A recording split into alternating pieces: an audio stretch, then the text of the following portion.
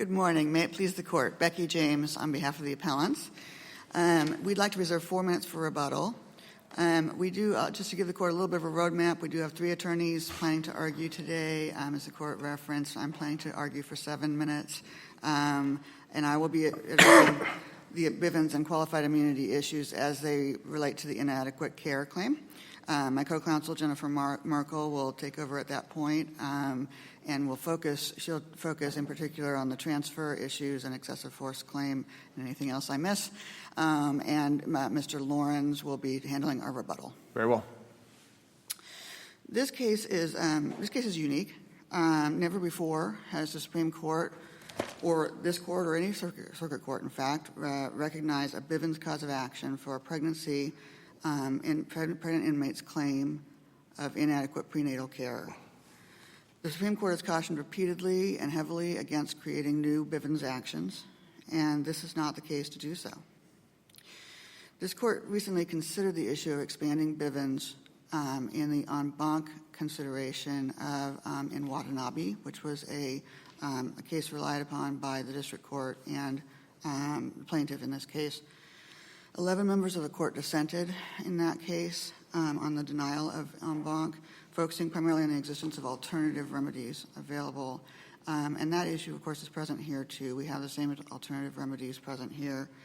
And although the court did deny en banc in Watanabe, the members of the court did encourage the Supreme Court to take this case up. The petitioner has filed a petition for certiorari in that case very recently, raising 2 issues. One, the existence of alternative remedies, and 2, whether lesser injuries might still give rise to a Bivens action, and arguing that it does not. I would urge the court, if the court is considering, first of all, to read the cert petition, it's a good read, but also if the court is considering at all expanding Bivens in this case, to perhaps wait and see what the court does in Watanabe, because that case is pending before the Supreme Court.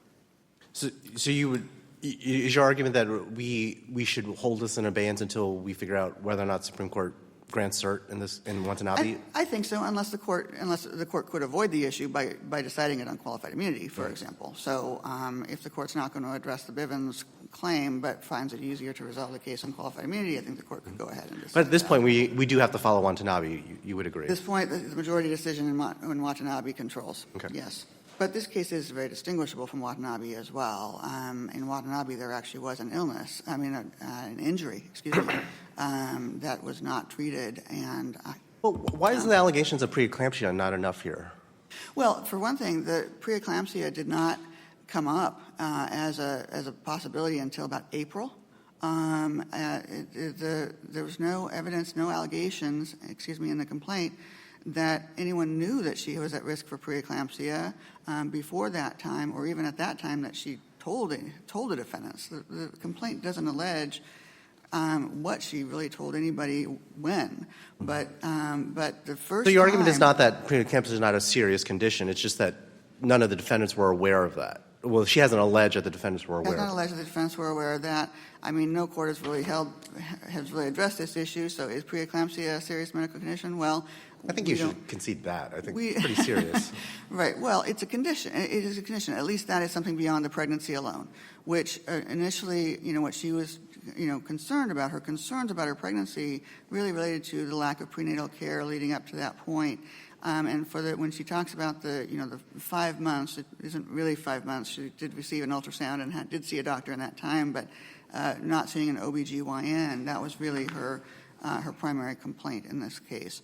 There's no evidence, no allegations in the complaint about that any defendant was aware that she had preeclampsia, so or was at risk for it.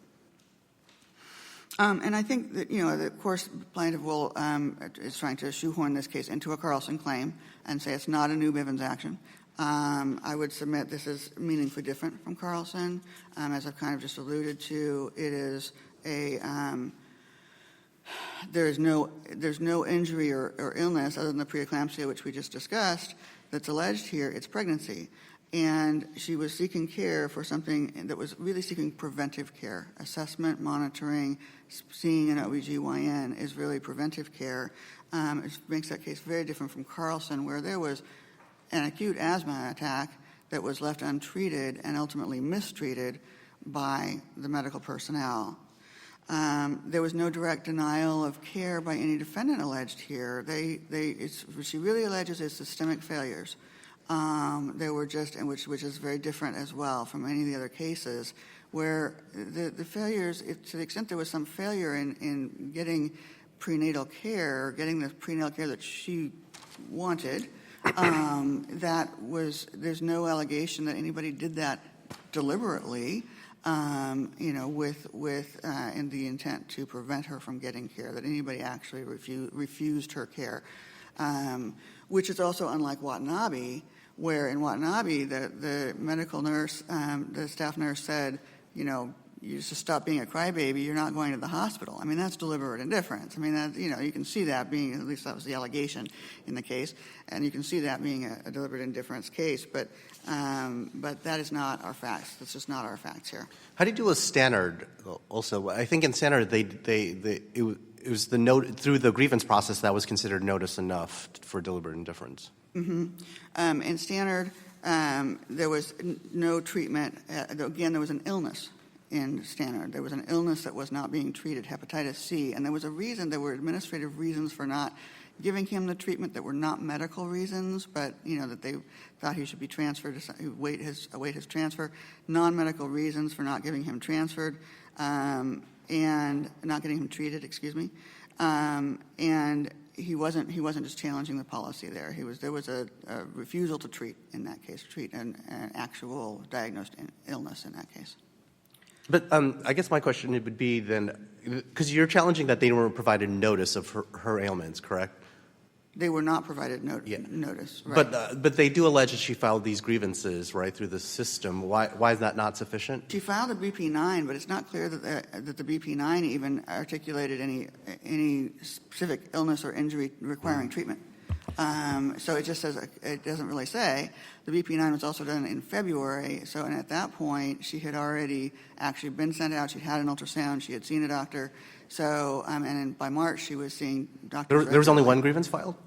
I think there was another one filed after the birth. After the transfer, I believe. So your position is that the grievance could be sufficient notice, but we just don't know what was said in that particular grievance. Exactly. We don't know what was said in that grievance. And who received it other than Warden Dolgov. It was addressed to Warden Dolgov. As to the other defendants, there's no allegation that any of them received or were aware of that BP-9. What about the sick calls, though? The six call? There were six sick calls. Sorry. Right. And again, we just don't know what was conveyed in those sick calls. So your view would be that could be sufficient to provide notice, but just because we don't know what was said, that's not enough to prove deliberate indifference. Well, right. I mean, a sick call could be anything. I mean, a sick call just be, presumably it was to say, look, I'm pregnant and I want to see a doctor because I'm not getting my OBGYN visits. But we really don't know what was in those sick calls or how specific they were. There's no allegation that she alleged that she, pointed out to them that she was having symptoms that required immediate treatment. Should she be allowed to amend if they could prove what's in those sick calls or what'd you call it, BP-9? BP-9. Yeah. Your Honor, I would submit no. She's already amended this complaint. She's on her third amended complaint at this point. The third amended was actually filed after the notice of appeal in this case. So she's represented by highly competent counsel who have had the opportunity to plead this. And I think the fact that the allegations are as vague as they are just reflects the reality of what she knows and what occurred, and not just a pleading deficiency. Be mindful of your time. I am. So I would like to, I think, just move quickly to the qualified immunity issue. And for similar reasons to there not being a new Bivens action here, there should be qualified immunity for these defendants. There really is there's no allegation here that supports the finding of a constitutional violation, much less one that is clearly established. And for there to be a constitutional violation, there's got to be deliberate indifference to a serious medical need, and that deliberate indifference must have caused harm.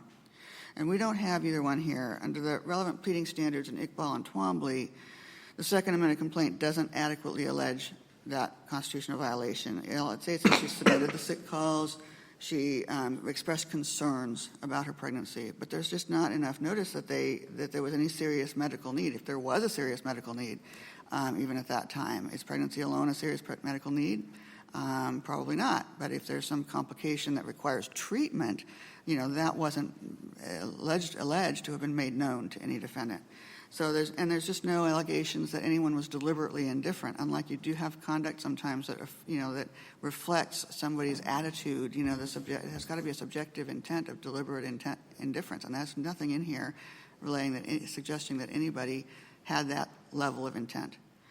There's also a lack of causation of any harm. This is very unlike other cases where, in all the other pregnancy-related cases that come up, the baby has died. Something has happened. Something has gone very wrong in the pregnancy, and they're really cases dealing with how to handle a preterm, situation, and that just didn't happen here. When it did become emergent, and they were concerned about the high blood pressure, she was taken to the emergency room, and they induced labor. So everything did, there's no evidence that there was any harm here that resulted from the delay. And there's certainly nothing clearly established, and I see my time is running out, and I will defer. Yeah, I think we went well over, because I think the timer was set at 15. I think you used 11 minutes. Oh, I'm so sorry. So here's what we're going to do, all right? Okay, I'm so sorry. I'm not going to penalize you two. I'm not going to penalize you. So you're going to get extra time, okay? All right, so you're going to go ahead and have 4. You're going to have 4 for your rebuttal, and you're going to get, if you need it, counsel, you're going to get 4 extra minutes. Thank you, Your Honor. Yep.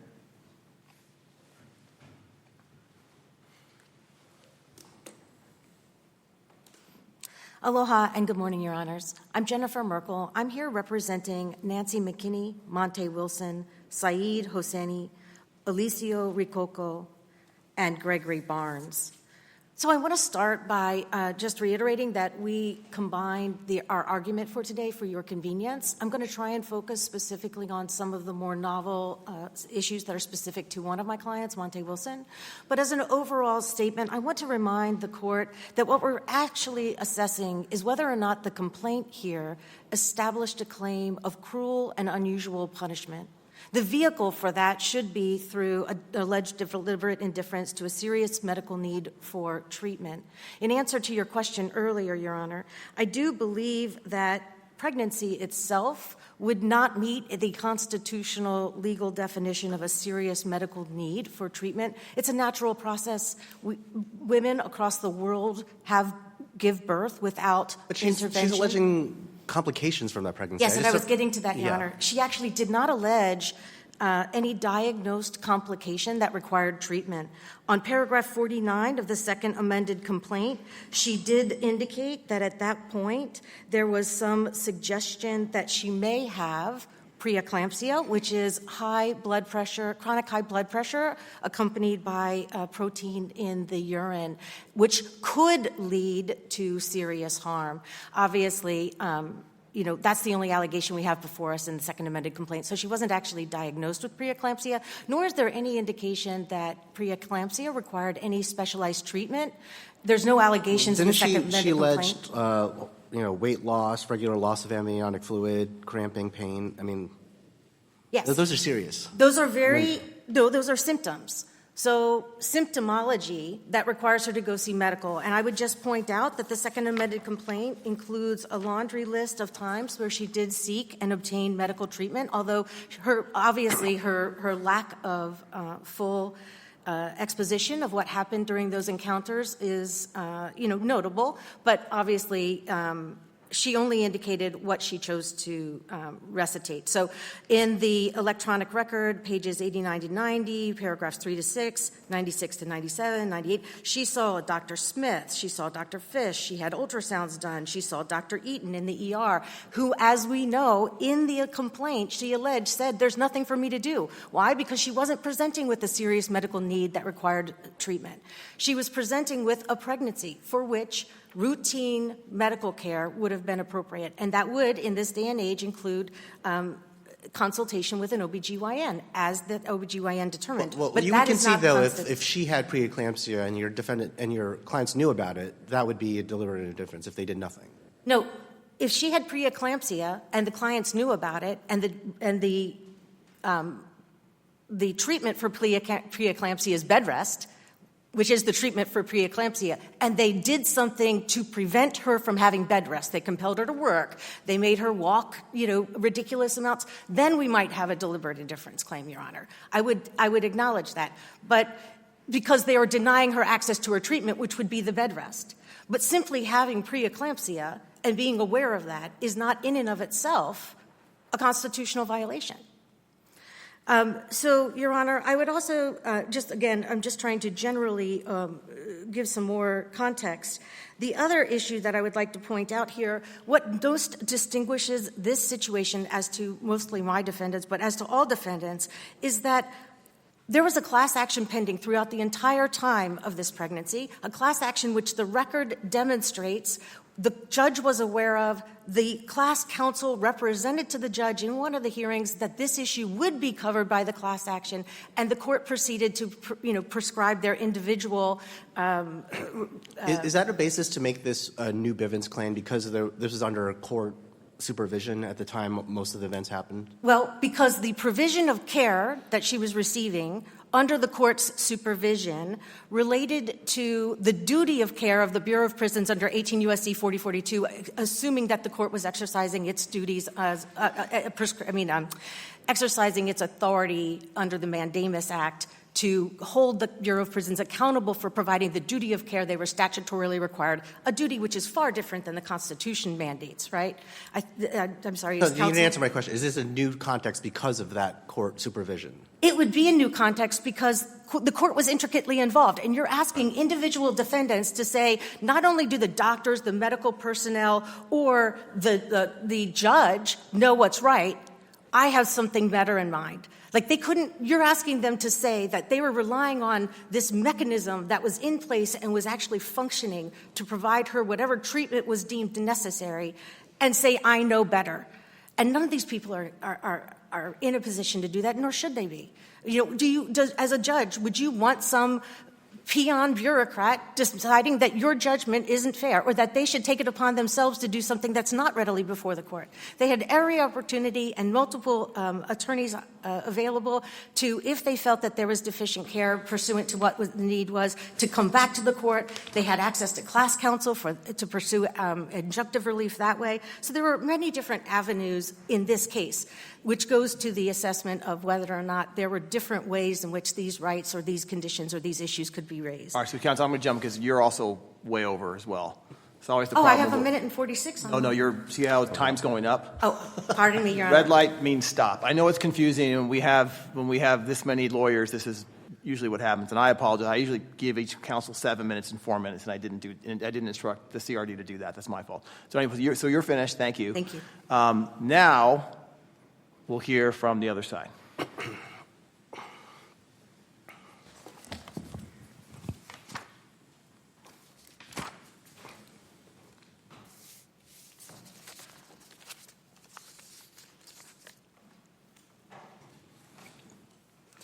Good morning, Your Honors, and may it please the Court. Lauren Kane from Kecker, Van Nest, and Peters. Ms. Ocean Francis was denied all meaningful prenatal medical care for a 5-month period while she was incarcerated at FCI Dublin. During her time at Dublin, Ms. Francis did everything she could to seek medical attention for her painful and frightening pregnancy complications.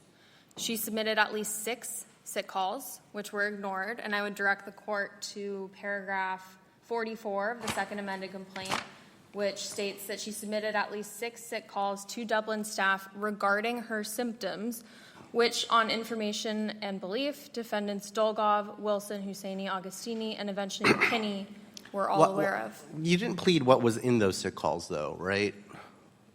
That is correct, Your Honor. We do say that sick calls are the recommended method for requesting the health care. She is No, requesting I health agree, care. but I think it's important to know what was said in those sick calls. We just don't know. We do know that she submitted the calls, quote, regarding her symptoms. Right. And then we discussed the symptoms throughout the complaint. Yeah, but that's not the same. I mean, because the point is the deliberate indifference is they have to know specifically the problem, that it's serious, and they ignored it. But just saying there's a sick call about symptoms, I don't know if that meets that standard.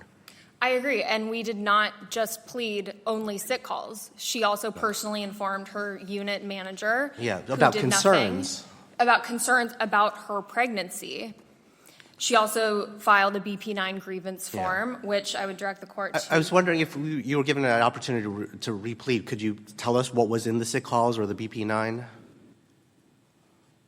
We have not had the benefit of discovery, of course. We're just pleading at this stage. And so, we can amend, I suppose, and discuss in more detail her specific symptoms. But we do think that it is sufficient in paragraph 44 discussing her symptoms, discussing the BP-9 grievance form, which, quote, recounted her weight loss and the neglect she faced up to this point, and requesting that the warden provide her with prenatal care and a proper diet.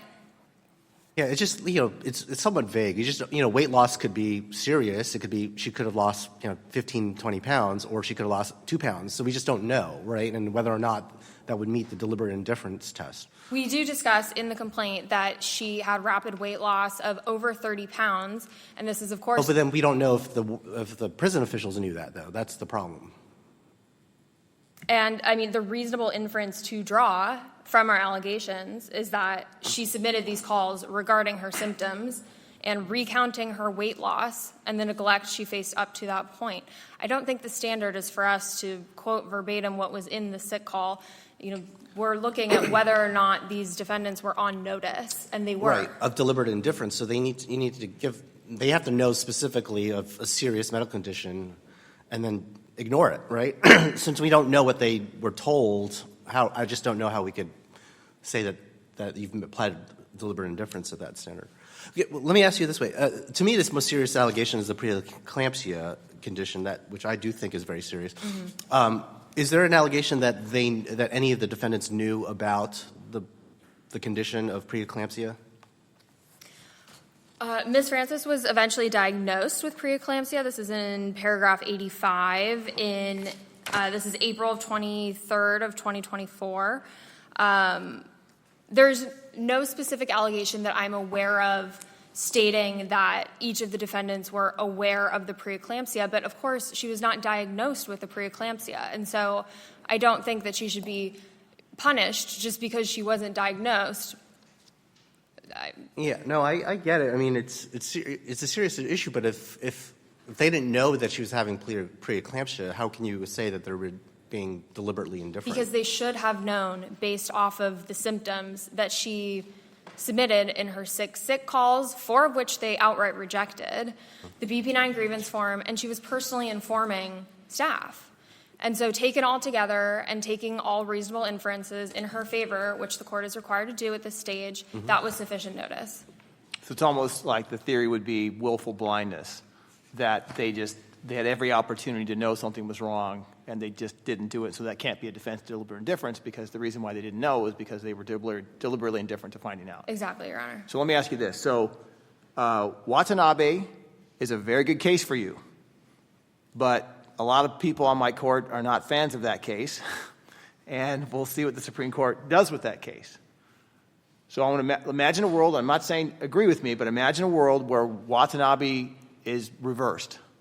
It goes the other way. What's left of your case if that happens? What's left for us is Stenard, which Judge Bumate brought up. And Stenard dealt with delay in hepatitis C treatment, where the plaintiff complained of abdominal pain, but there was no noted lasting injury from the delay. The court acknowledged that Stenard received less deficient care than the inmate in Carlson, but still found the case to be a, quote, replay of Carlson. And then even just 2 months ago in Schwartz v. Miller, same story, where the plaintiff alleged a 3-month delay in receiving thyroid testing and a 5-month delay in receiving thyroid medication. Now, Schwartz, I mean, I'm familiar with that one. Right. Schwartz was in large part based on Watanabe. So I guess I'm trying to figure out is this like are we pulling a card out of the top of the card pyramid, or are we pulling a card out of the bottom of the card period with Watanabe? You're saying it's the top and the structure would still exist. I am. We are arguing that this claim falls within the well-established Bivens context of deliberate indifference to a serious medical need as established in Carlson v. Green. We fall under the Carlson umbrella. We are not hinging our entire claim to Watanabe, which, of course, is still good law. As you noted, this court does need to follow it regardless of, if and until something happens to it. We are relying on Stenard. We are relying now on Schwartz. And the Bivens claim challenges the exact same type of conduct, which is deliberate indifference to a serious, and here, life-threatening medical need. And because her claim arises in the same context as Carlson, it is cognizable under Bivens, and no Step 2 analysis is required. Can I ask, at least for the Victorville defendants, at that time she was under court supervision, right? Her medical care was under court supervision?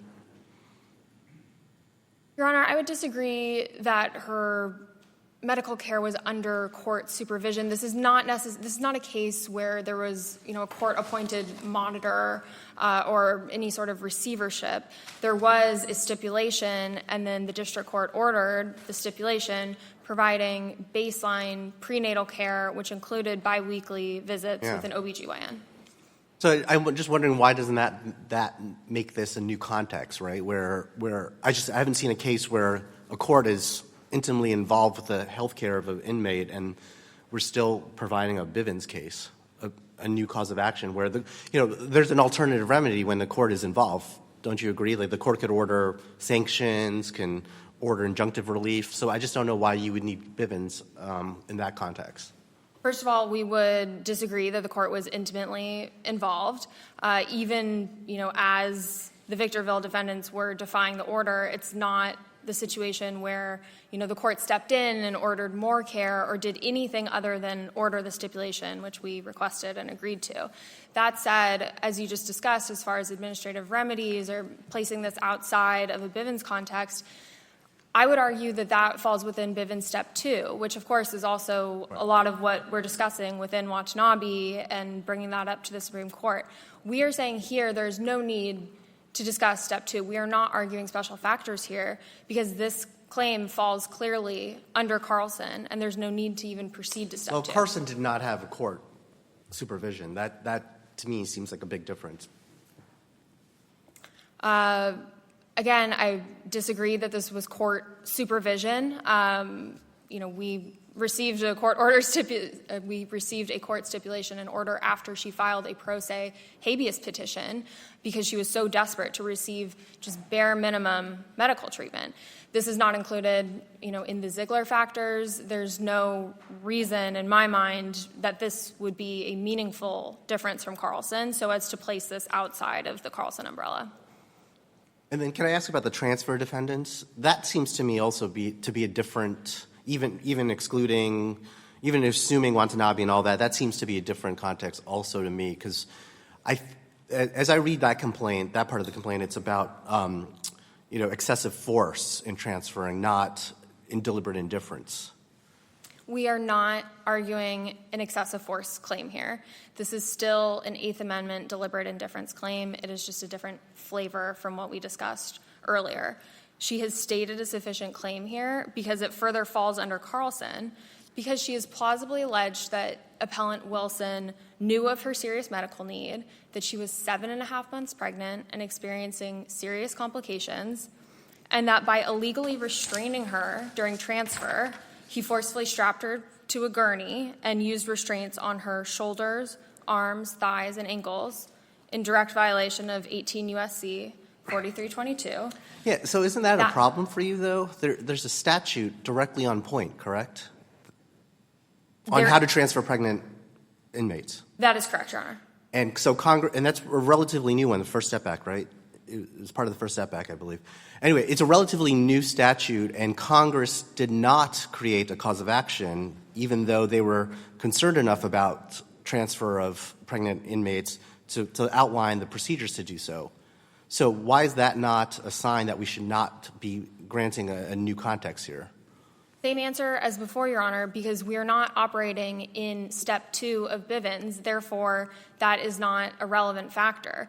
Right now, we are talking about whether or not this is meaningfully different from Carlson. We are in Step 1.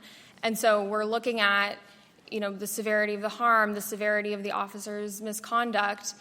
And then, if it does fall outside, we will move to Step 2. But here we are not arguing Step 2. And the fact that there is a statute on point, of course, provides notice under qualified immunity.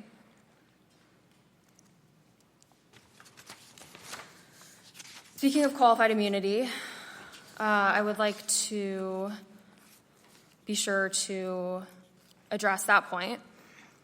As to the first prong, Ms. Francis has alleged an Eighth Amendment violation against each appellant. There is no real dispute, as we discussed, that Ms. Francis had a serious medical need. Attorney argument does not replace the allegations in the complaint or the medical judgment of the medical professionals who treated her. Our brief lays out the allegations against each appellant, demonstrating personal knowledge and involvement. We are not making a systemic claim, as they have argued. There were, of course, systemic issues at Dublin Prison, but that is not what this complaint is about. At minimum, she has alleged that the appellants knew that she was pregnant, were aware of her pleas for help, and knew that nobody was responding. Second, it is clearly established that deliberate indifference to a prisoner's serious medical need violates the Eighth Amendment. The right was established in Estelle v. Gamble, and the circuit has continuously reaffirmed that delay in medical treatment can establish a constitutional violation. In Jet v. Penner, for instance, this court found prison officials to be deliberately indifferent when they provided some treatment, but they delayed specialty care for a broken thumb against the advice of doctors. So too here. Appellants are not absolved of all liability simply because Ms. Francis received some care. This case actually takes it a step further than Jet, given the prenatal context, where the dangers of delay in treatment are enhanced, given the time-sensitive nature of pregnancy, and the consequences are potentially deadly. The risk is obvious. I'll end by noting that the order appealed from was not a close call. The only question the district court thought was a close call was whether this appeal is frivolous. Ms. Francis has sufficiently pleaded her claims. She suffered serious pregnancy complications, alone and scared, and she asked for treatment in all of the ways that she could. Appellants ignored her pleas for help and neglected to get her the care that she desperately needed. She deserves an opportunity to prove her claims and hold appellants accountable. We respectfully request that this court affirm the district court's denial of the motion to dismiss. I'm happy to answer any additional questions from the court. All right. Thank you very much, counsel.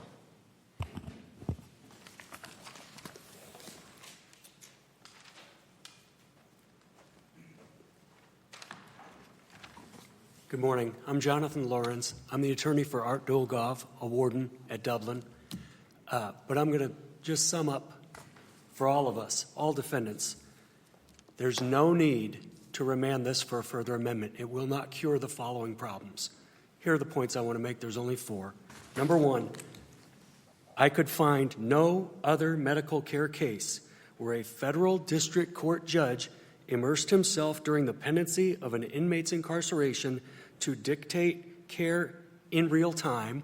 There were 3 court hearings. These are pled. I don't need to go outside of the Second Amendment complaint.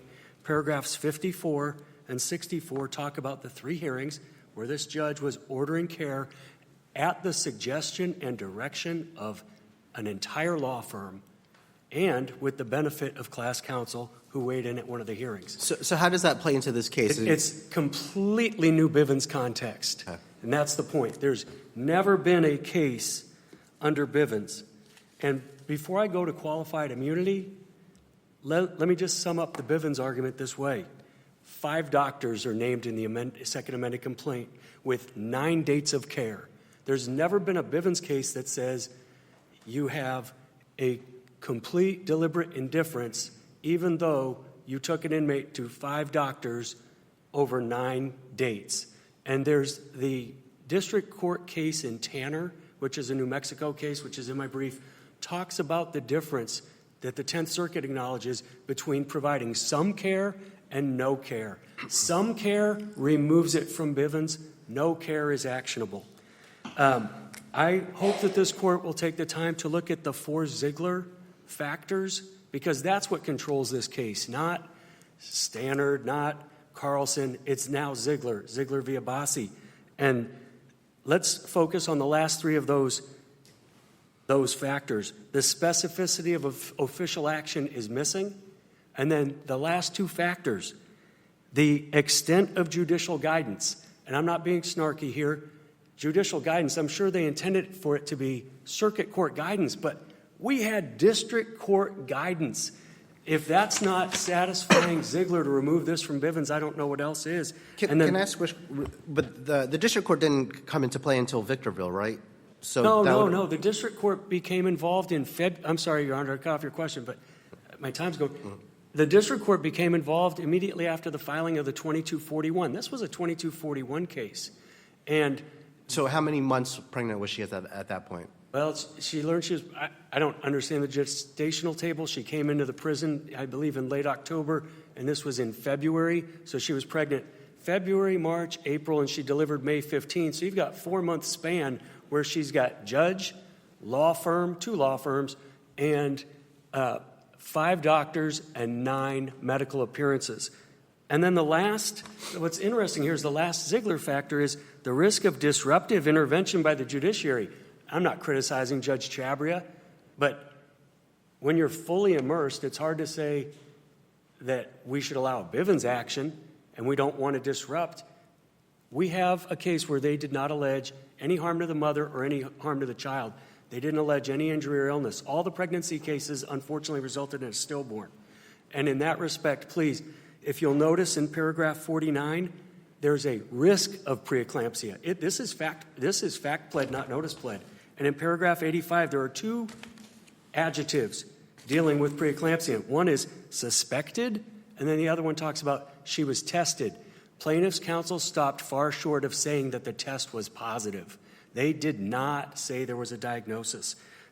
I just want to turn quickly to qualified immunity.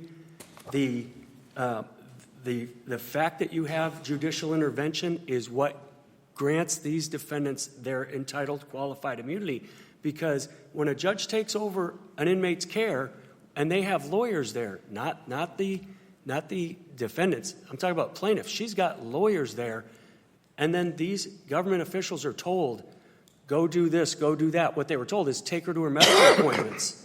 And the Second Amendment complaint admits that she was taken to her medical appointments. How are they supposed to suspect that they're violating the Constitution by following the judge, right? And that's the test is, were they deliberately indifferent to this inmate in violation of a constitutional standard? Did they depart from the Constitution? They've got a federal judge telling them what to do, and they simply did it. I don't see how we could say that they're not entitled to that immunity. That's what makes this case unlike any other and removes it from Watanabe. If there are no questions. Oh. No. I was going to say, I went over, and I apologize, but thank you for hearing me out. Thank you, counsel. Thank you both for your argument. I especially want to thank Ms. Kane and your law firm for doing the pro bono work. It's probably a good break from discovery disputes, but nevertheless, we do appreciate you stepping up to the plate and handling this one, so thank you. All right, this matter is submitted. Thank you to all the arguments and briefing in this case. And we'll go on to the last one.